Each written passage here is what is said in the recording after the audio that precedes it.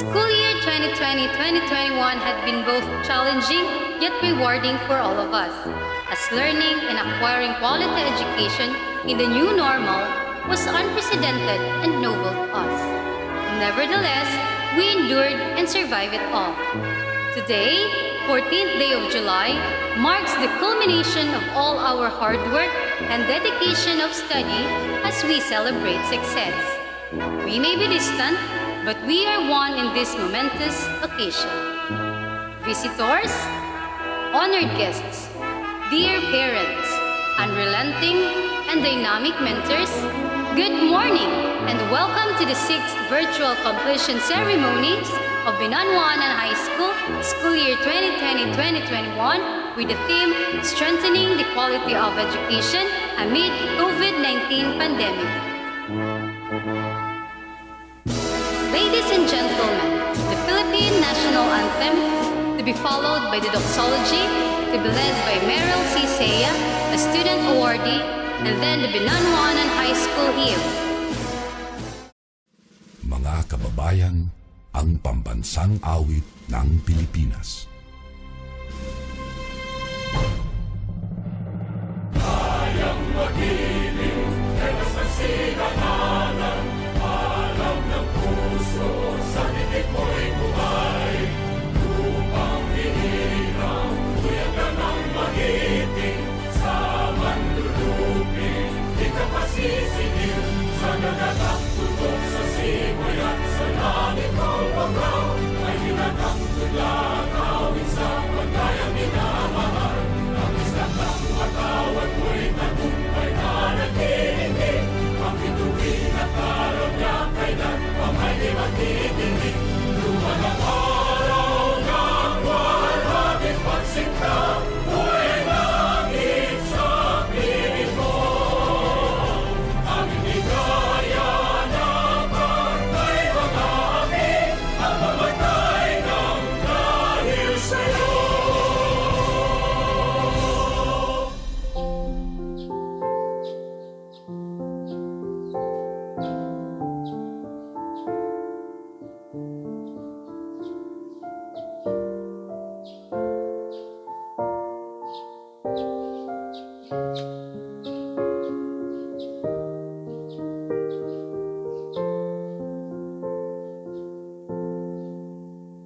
If my people will humble themselves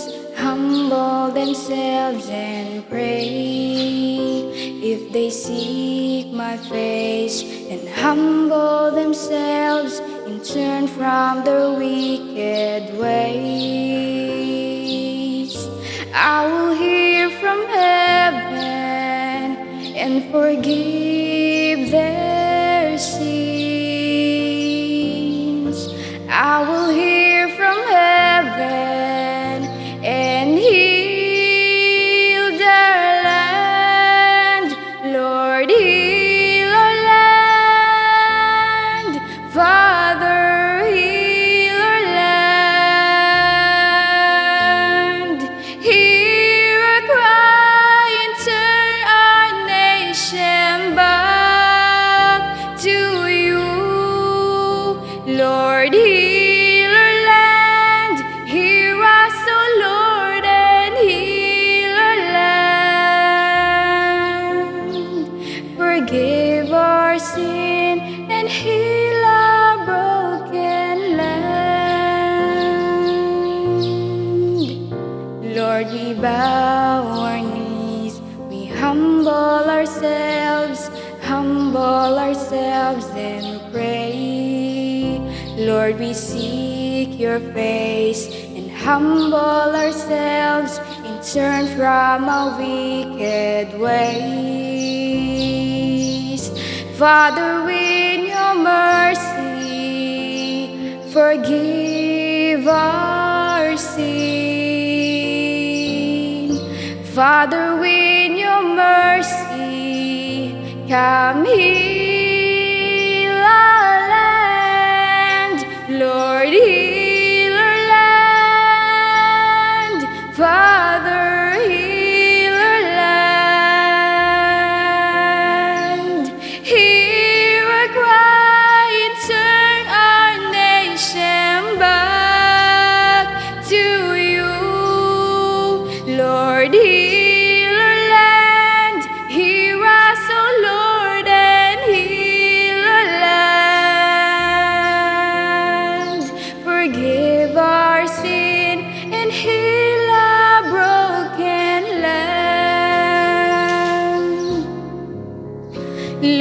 Lord, heal our land. Father, heal our land. Hear our cry and turn our nation back to you. Lord, heal our land. Hear us, O Lord, and heal our land. Forgive our sin and heal our broken land.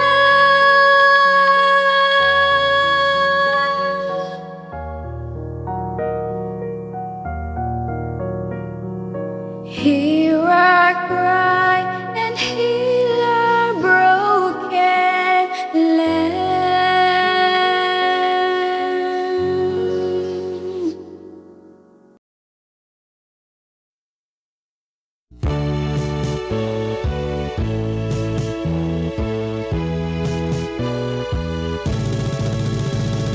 Standing at the foot of Mount Isaro, amidst green rice fields above, Binanuaanan High School stands proud and strong, serving the youth with a heart of gold.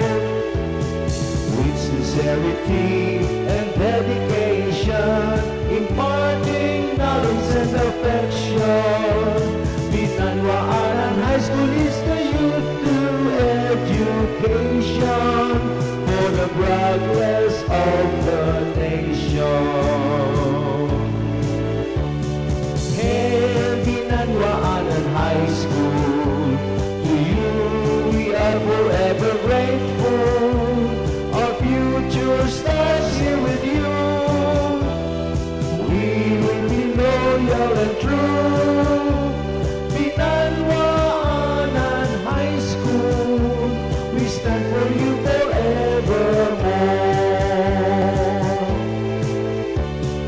Hail Binanuaanan High School, to you we are forever grateful. Our future starts here with you. We will be loyal and true. Binanuaanan High School, we stand for you forevermore.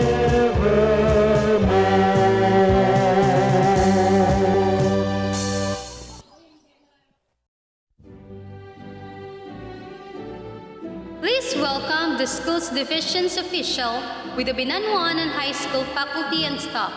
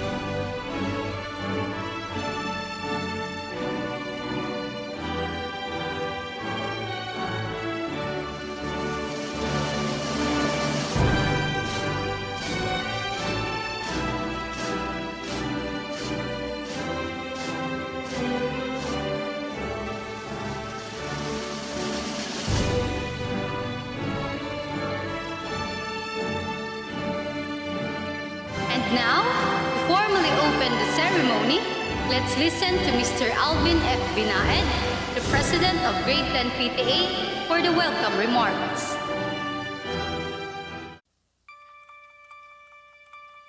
Sa butihing punong guro, Ginoong Hernani E. Mayor, kasama ang mga masisipag na kaguruan ng Binanuaanan High School, mga kapwa ko magulang, at magtatapos ng junior high school, isang mapagpalang umaga sa atin lahat. Hindi biro ang nagdaang pagbubukas ng klase ng nakaraang taon dahil sa kauna-unahang pagkakataon sa kasaysayan ng ating bansa ay ang implementasyon ng modular distance learning kung saan ang ating mga anak ay nanatiling lamang sa ating mga tahanan upang doon ipagpatuloy ang kanilang pag-aaral dahil sa banta ng COVID-19. Halos lahat ng mga paaralan ay naisara dahil para sa face-to-face learning, nabigyan daan para sa atin ang mga magulang upang siyang pumunta linggo-linggo upang kumuha at magsuli ng mga module at iba pang mga pangangailangan para sa pagkatuto ng ating mga anak. Ito'y naging isang malaking hamon para sa ating mga magulang at mga kaguruan, lalong-lalo na sa ating mga mag-aaral. Sa likod ng mga kaganapang ito, narito tayo ngayong upang ganapin ang pagtatapos ng mga mag-aaral ng junior high school. Isang patunay na tagumpay tayong lahat dahil na rin sa ating pagtutulungan upang maitawid ang pag-aaral ng ating mga anak. Sa ngalan ng lahat ng mga magulang ng nagsisipagtapos ng junior high school ngayong araw na ito, isang malaking pasasalamat at pagbati sa atin lahat. Welcome to 6th Completion Ceremony of Binanuaanan High School. Maraming salamat at mabuhay tayong lahat. The school's Division Superintendent Dr. Loida N. Nadea shall deliver her completion address.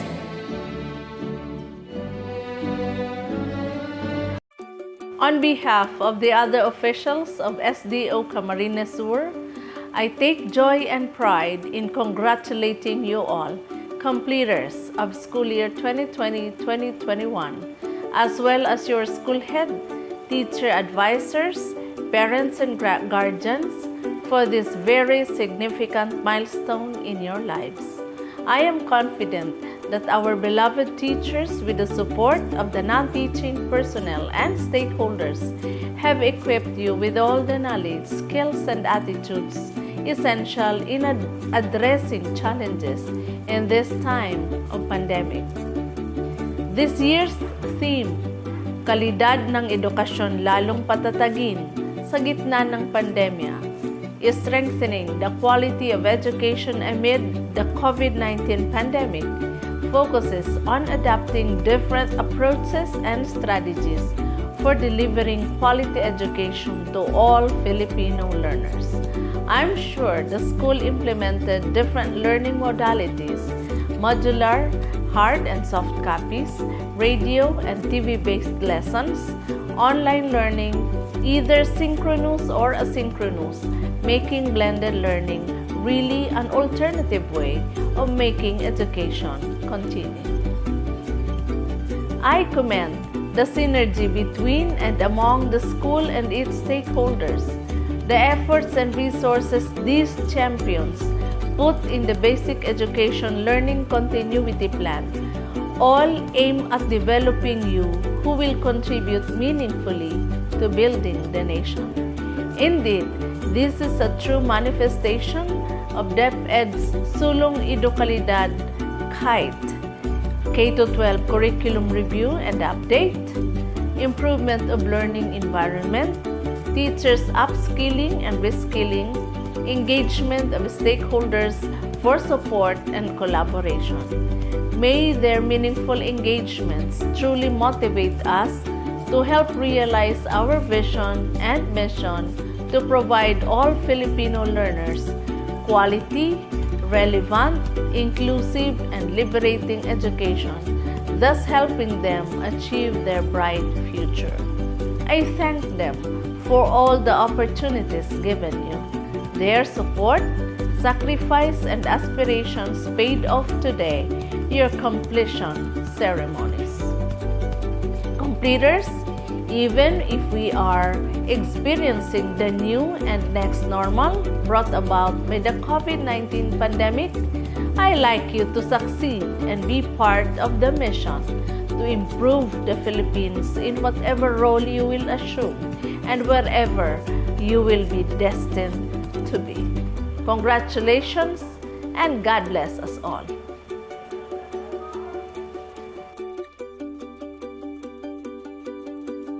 The journey of life is a series of never-ending ups and downs, with opportunities and challenges ahead.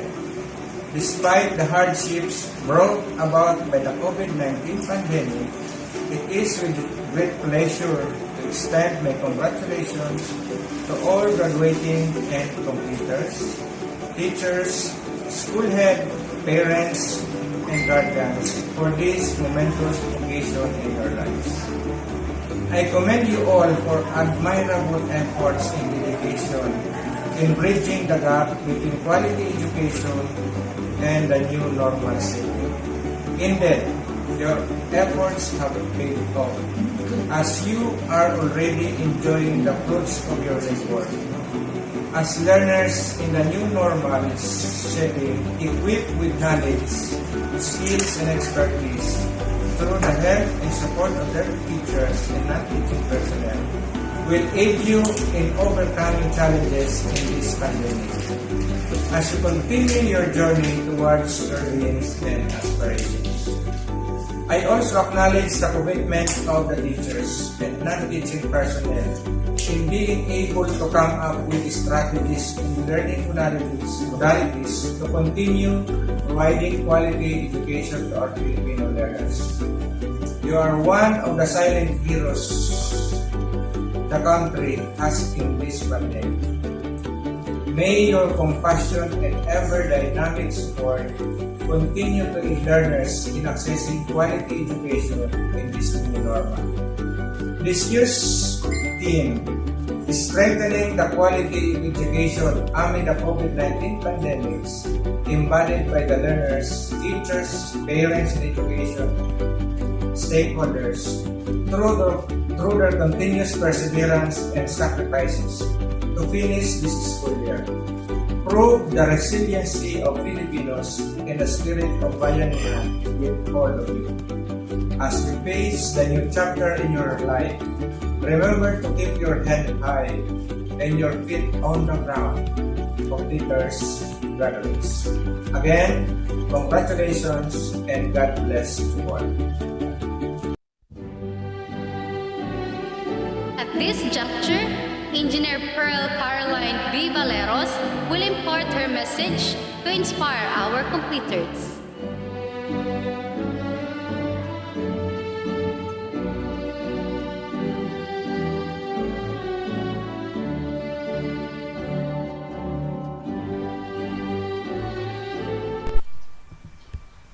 To the Principal or Nanny Mayor, teachers, parents, distinguished guests, graduates, good morning. Let me start my speech with a quote from Marian's Wright Adele. Education for improving the lives of the others and for leaving your community and world better than you found it. Education is a powerful weapon that aids an individual to face the adversities of life and overcome societal stigmas such as poverty, fear, status to achieve success. Education is the hope of development and success for every country. Mandatory education builds the scope of better growth and development. I was the class valedictorian when I graduated in 2008. Aiming for that feat was not a walk in the park. I worked hard and persevered not only because I wanted it, but because I needed it. I wasn't born with a silver spoon in my mouth. That was why getting a scholarship was the only clear option to get into college. My parents cannot afford to send me and my siblings to college all together at the same time, so we all applied for a scholarship program. My eldest brother applied to be a band member to get a full free tuition fee at the University of St. Anthony. My younger brother became a varsity player of table tennis at Central Bicol State University of Agriculture. Then I applied for a municipal scholarship grant at CBSUA. Poverty drove us to pursue finishing our education because we all believe that education is the ticket to success. I graduated college with a degree in BS Agricultural Engineering at CBSUA. It was not really my dream to be an agricultural engineer. I really wanted to be a civil engineer. However, CBSUA does not offer any other engineering courses. So, I took up BS Agricultural Engineering as the nearest course in civil engineering. I passed the Professional Agricultural Engineering Licensure Examination, took the oath, and became a full-fledged professional agricultural engineer in 2014. In 2018, I decided to take up a Masters of Environment and Natural Resources Management at the University of the Philippines Open University. The nature of this program is distance learning, and I believe that this is the best mode of education for a working student like me. I was not used to online classes, but it is a self-paced study which suits my time. Without reliable internet access and our technology, I struggle to take online learnings and examinations. Learning from home can be lonely. I have no interactions with my classmates and professors, but there are also innumerable benefits that go with it. Flexibility, savings, and comfort, to name a few. As we are going through unprecedented times and traversing uncharted waters, I have realized 3 important things that have guided me through life, and I wish to impart this to you. Roll with the punches, build your character, and build lasting friendships.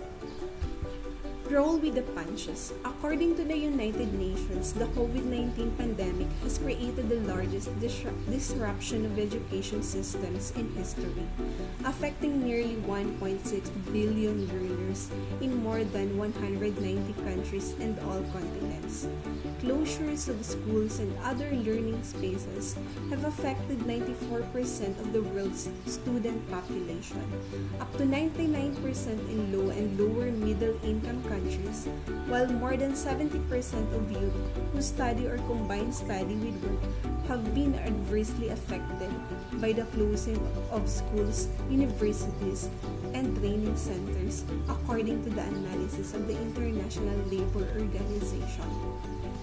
This year's theme is kalidad ng edukasyon lalong patatagin sa gitna ng pandemya, or strengthening the quality of education amid the COVID-19 pandemic. Distance learning is becoming a new norm in the Philippines. The pandemic changes the way we live, as the traditional classroom and face-to-face learning are now temporarily suspended. This mode of education is the best response to ensure continuity of education in our present situation. Distance learning requires self-motivation to finish your study materials if you're the type of the person who needs an extra push to work. It is also easy to be distracted as your learning environment is not as controlled as that of a classroom. On the brighter side, there are also advantages of distance learning.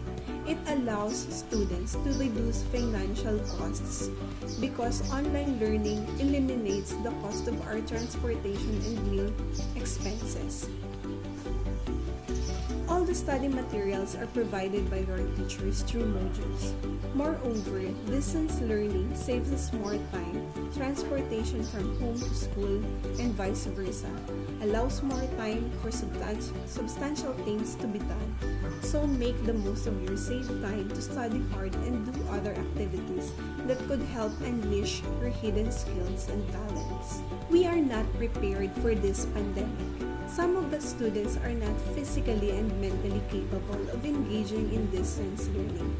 But education cannot wait for this crisis to end. The youth are the most affected group of population by the pandemic, especially their education and mental health. Many of the young people have lost their jobs and left clean job prospects for new graduates. The government is taking action to ensure that all students have access to quality education in the midst of the pandemic.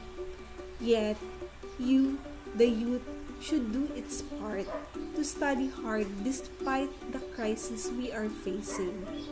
Radically changing education throughout the world might seem to be a daunting mission, but we believe that it can be achieved if we work together.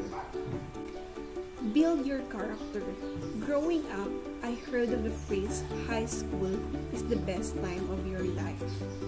And true enough, I always had fond memories of high school. I graduated from BHS in 2008. That was already more than 10 years ago. Yet, I can still vividly remember how I enjoyed every single day of my high school life. We had grueling academics, but there was always a light and fun part of high school. I joined Miss Entrams, which I never imagined seeing myself in. And although I did not win in the competition, I must say that it was a memorable experience. I also participated in a prom recitation during an English Day celebration. I also loved to decorate our classroom, wherein I made paper flowers and artsy cut-out letters for the bulletin board. During college, I actively participated in a student organization. I became the president of the Society of Agricultural Engineering Students in 2010 and the Philippine Society of Agricultural Engineers Pre-Professional Group in 2012. Being the president of these organizations helped me develop my leadership skills. I also participated in folk dance competitions during entrams, which boosted my confidence. Throughout my work experiences, I have dealt with different challenges at work, such as fitting in, being heard, and making mistakes. But I surrounded myself with good friends who push me, challenge me, make me better, make me laugh, and make me happy. And I can say that I've changed. I'm now stronger and braver to face all the challenges. Change is one constant in our lives, but that doesn't make it easy. One way to be prepared for the best or worst case scenarios is to see the opportunities amid the challenges. Do not waste your time. Discover ways to grow and learn. Take risks and get out of your comfort zones. Let's find something to do during this pandemic and continue pursuing your goals and dreams. Build lasting friendships. Being with my friends was also one of the highlights of my high school. Maliban sa masayang experience sa loob ng classroom, sama-sama rin kami sa gardening at paglilinis ng surroundings ng school. Magdadala kami ng sarili naming floor wax, walis tambo, walis tinting, or bunot. At kapag tapos na ang cleaning session, lalagyan namin ng bunot yung bag ng isa naming kaklase nang hindi niya alam hanggang sa maiuwi niya ito sa bahay nila. When I'm surrounded by my friends, I don't need to act like someone else because they accept me wholeheartedly for who I am. At times I'm going through the most challenging point of my life, I have friends who will come to pick and rescue me. Friendship is one of the most important things in our lives because it can influence our choices and helps us define ourselves. Our friends makes us feel comfortable. They can unravel the moments of weakness and also know our shortcomings, but still love us anyway. Indeed, man is a social being. in this world, we do not live and work in silence. It is important to find true friends who will join you in your journey of achieving your dreams. Who knows, those may be your friends now in high school, the same ones that are here with you today in this virtual gathering. Treasure them, cherish them, and reciprocate the support they have given you.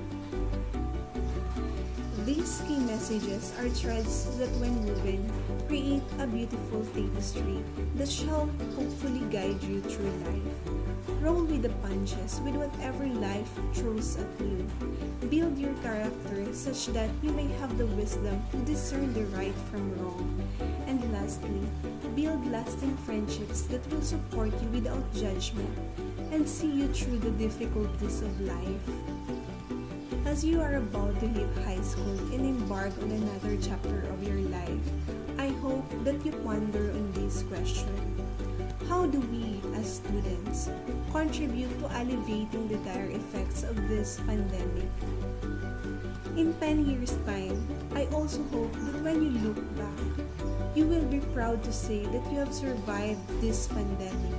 Be able to thank the people who made education possible and accessible to you in the most challenging of times, and ultimately came out better and stronger together. Thank you. Awarding of the Plaque of Appreciation.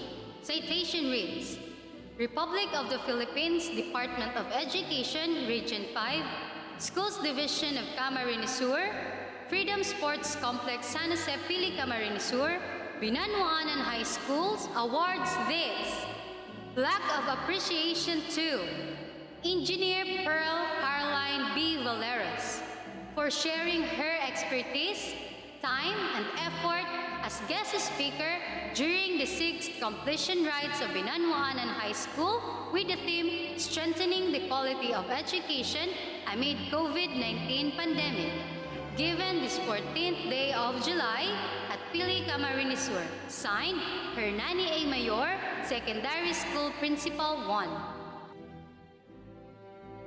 Sir Hernani A. Mayor, our school principal, will present the candidates for completion to be confirmed by our SDS, Dr. Loida N. Lidea.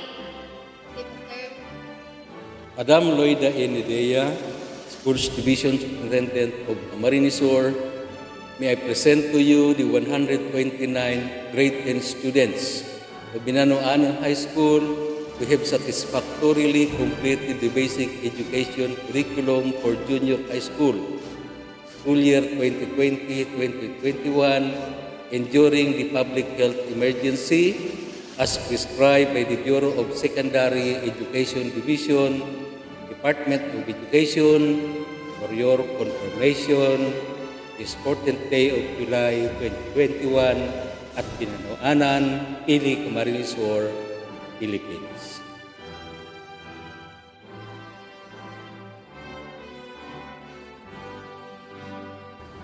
By virtue of the authority vested in me as Schools Division Superintendent of DepEd Camarines Sur, and upon the certification of your school head that you have satisfactorily completed the requirements for a basic education of the Department of Education, I now confirm your completion this July 2021. Congratulations. Let us proceed to giving recognition to the esteemed Academic Excellence Awardees of Class 2021. With high honors, Bien Eunice Kyla O, Banyad April Zaira O, Seya Meryl C,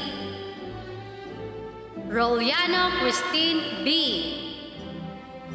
With honors, Aguilar Rizia V, Alcala Janelle D, Atanasio Mary Rose P, Bragais Romel N, Brazil J. Eunice B, Buenavente Krisha May A, Bunyad Rona B, Sidon Romar L. Del Castillo Bridget. Garcia Charmaine C. Ivarientos Applemay A. Laurenciana Princess B. Pabor Blessed P. Pasco Mary Roslyn L. Peñalosa Ira I. Pitugo Princess Mika P. Taduran Miles Jade C.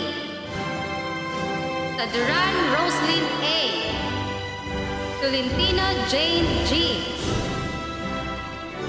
The most awaited part of this occasion, the presentation of completers of school year 2020-2021, the advisor shall do the honors. Here are the completers of Grade 10 Edison School Year 2020-2021. Alcala Christian D. Ampongan Jomari R. Arazas Ruel C. Asuan Aldrin O. Benaid Lawrence G. Cruzas Mark Angelo V. Chavez Alexis C. Deliosa Jomari N. Ibana Domino C. Ibo Jobel L. Madrinian Mark Brian P. Nova John Smith A. Gregoriano Mark Josh B. Sabaybay Junel O. Sarion John Kael B. Semeniano Blessed James S. Taduran James R. Utah Carl Matthew P. Alcala Janelle D. with honors. Arcilia Neiljoy C. Bigia Ricamay T. Belaro Daniela O. Biag Alexa Faye D. Bumanlag Mary Rose B. Bunyad April Zaira O. with high honors. Carulia Arlene O. Seya Meryl C. with high honors. Estebal Bernadette R. Gabral Maria Isabel M. Garcia Charmaine C. with honors. Garde Mariel A. Barrientos Applemay A. with honors. Mirabuenos Kathleen C. Mirando Angelica S. Montanya Abigail A. Nacario Mavi G. Orolfo Ella Nicole B. Ortega Grisel C. Ortega Nanette B. Itogo Princess Micah P. with honors. Reforzado Bianca Bernadette J. Taduran Miles Jade C. with honors. Torres Mary Joy. Valenzuela Kathleen May V. Here are the completers of Grade 10 Einstein School Year 2020-2021.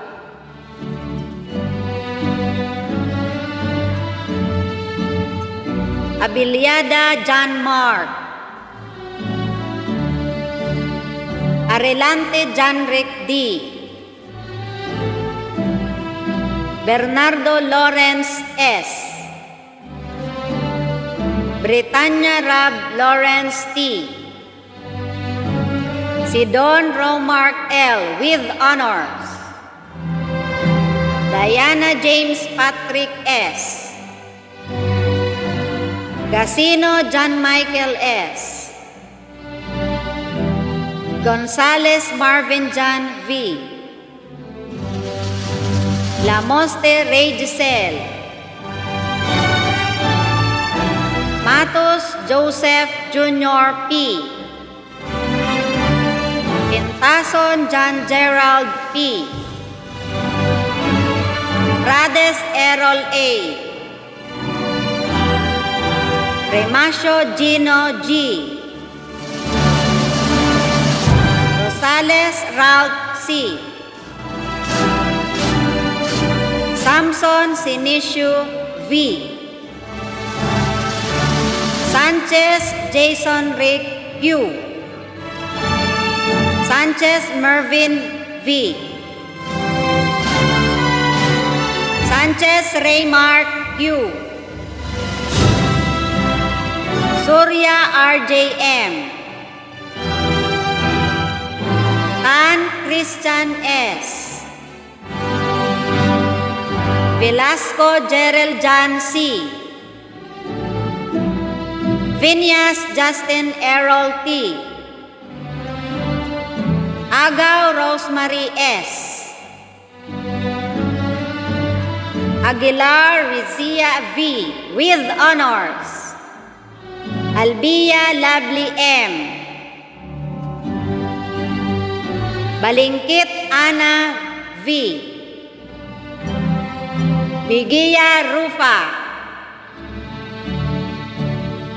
Bunyad Rona V with honors, Del Castillo Bridget with honors, Pilio Jasmine Angela V, Guevara Jeneline, Ibo Cherime A, Lagdaan Dimple May V, Laurenciano Princess B with honors, Perez Jessica M, Ricaport Maria Teresa T, Saldivar Janine Tricia V, Sanchez Eliza May V, Sarmiento Shane L, Adoran Roslyn A with honors, Tolentino Jane G with honors, Valenzuela Nadel V, Valenzuela Sheila Jane G. Here are the completers of Grade 10 Newton, school year 2020-2021. Alilano Aljon R, Atanasio Mark Alvin A, Basilonia Jovan B, Bragais Romel N with honors, Di Inla Mark Aaron V, Cornaliza Kim L, Lanuzo Joros R, Viagas Arvin Jr. B, Mabasa Joshua P, Nilo Mark Tyron S, Piñalosa Francis Argil D, Piñalosa J E, Piñalosa J. Ruben B, Piñalosa Joven D, Piñalosa Meldrin B. Piñalosa Raymark E.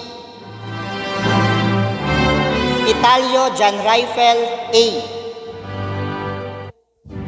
Italio Roy B. Puyo Jesus B. Rihil Alan N. Alilano Allen R. Atanasio Mary Rose P. with honors. Balgiser K. M. Barasina Kaisel Joy A. Barasina Marivic M. Bindanya Marisa C. Bisinal Lovely Hazel S. Bien Eunice Kayla O. with high honor. Boneo Ella May R.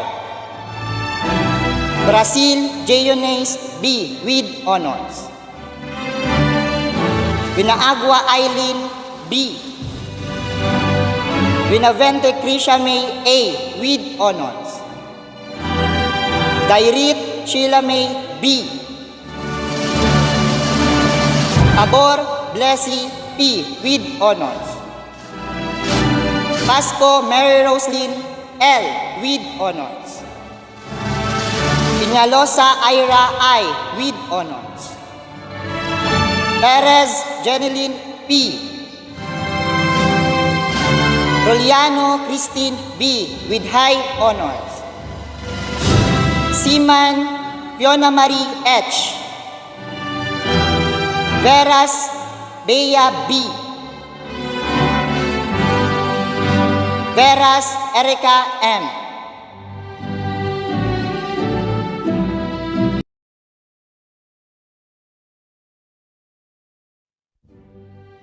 And now, let's listen to Christine B. Roliano with high honors as she led the Pledge of Loyalty.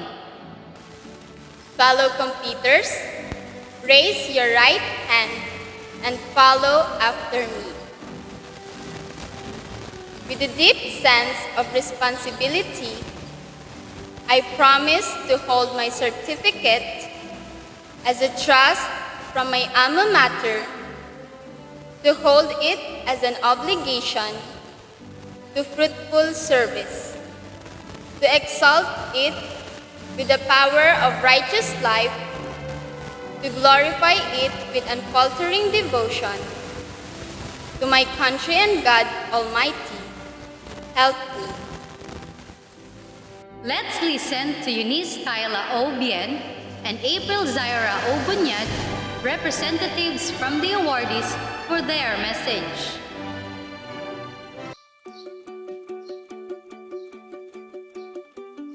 A blessed morning to each and everyone, especially to the school's Division Superintendent, Dr. Loida N. Lidea, to Public Schools District Supervisor, Mr. Agapito S. Tongi Jr., and to our school principal, Mr. Hernani A. Mayor. They say high school life is the most memorable experience that a student could ever have. Well, indeed, it's true, though it doesn't necessarily mean a total happiness alone. For me, it's kind of a roller coaster ride that can turn your world upside down. This phase of our life where we can encounter so many people with individualities. It's like an eye-opening event that exposes us to the reality of life. This is where you make friends, the start of enjoying different things while discovering the value of learning. This is the time where doubting and building of dreams happen. It wasn't an easy journey, yet it's full of realization. I've realized how temporary our life is. The chances that were given to us will never be right there forever.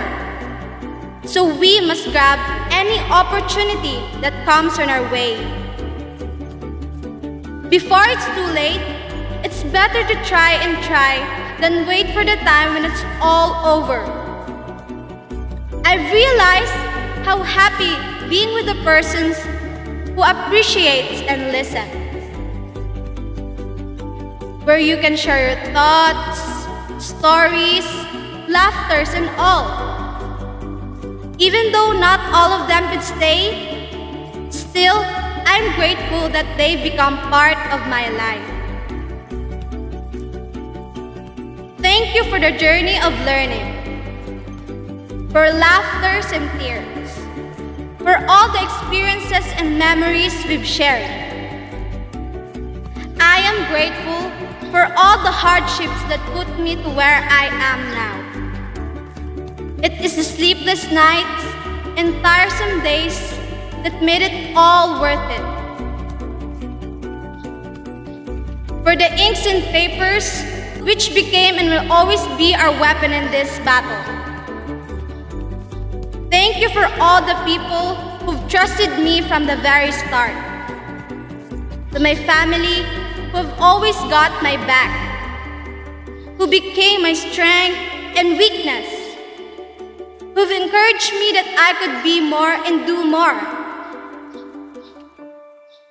Now that we're in this modular learning modality, who would not forget the modules? The modules which stressed us every week.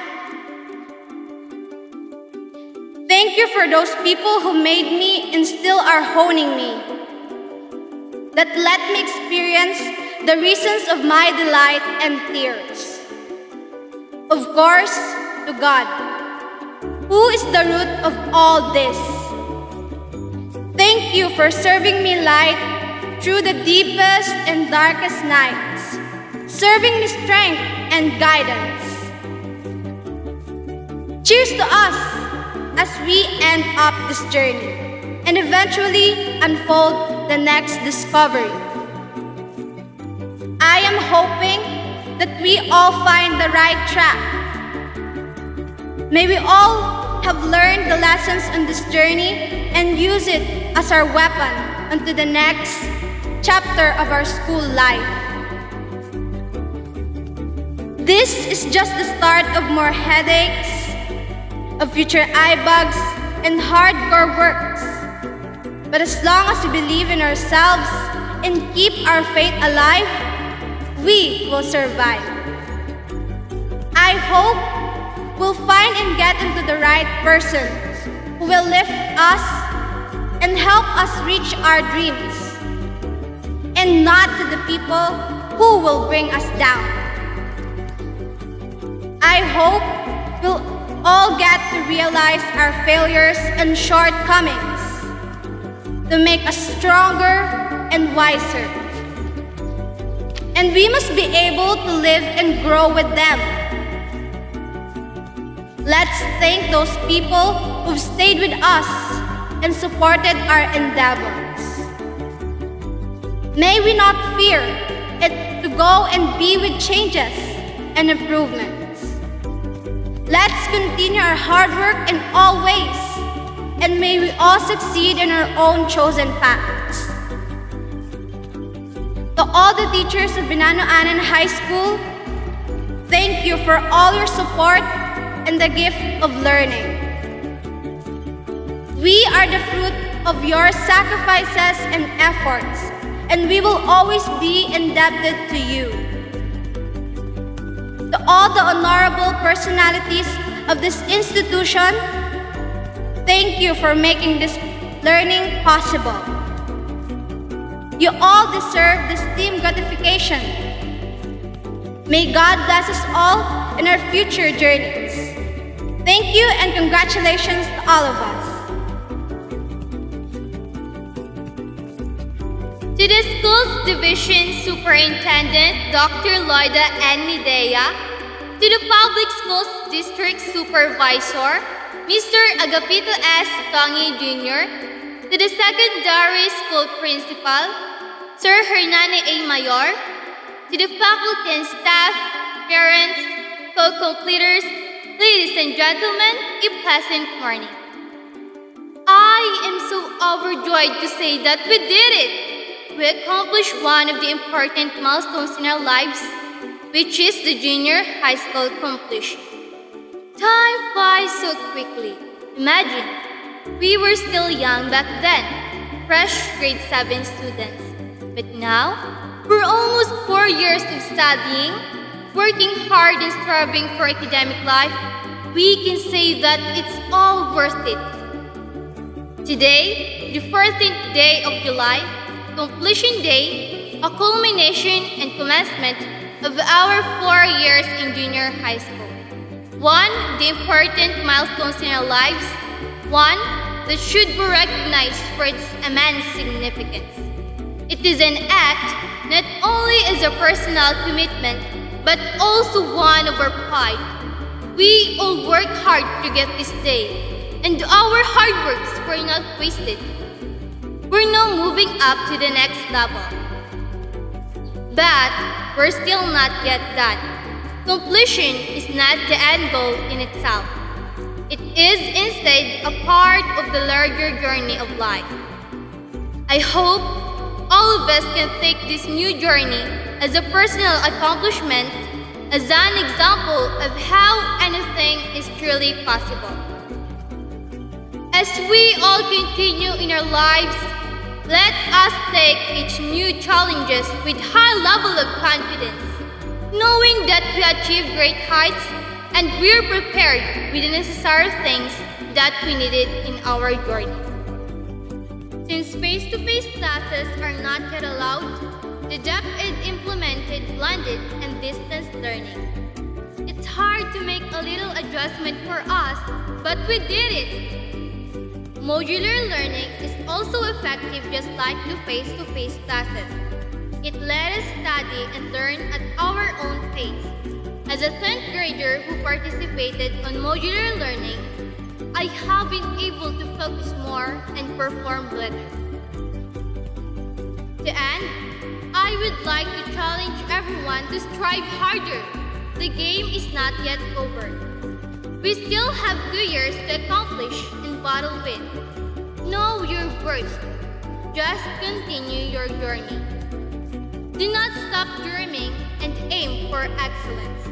Most importantly, always ask for God's guidance and we will surely succeed. Parents, guests, teachers, and co-completers of Class 2021, a pleasant morning to all of you. Thank you all for listening.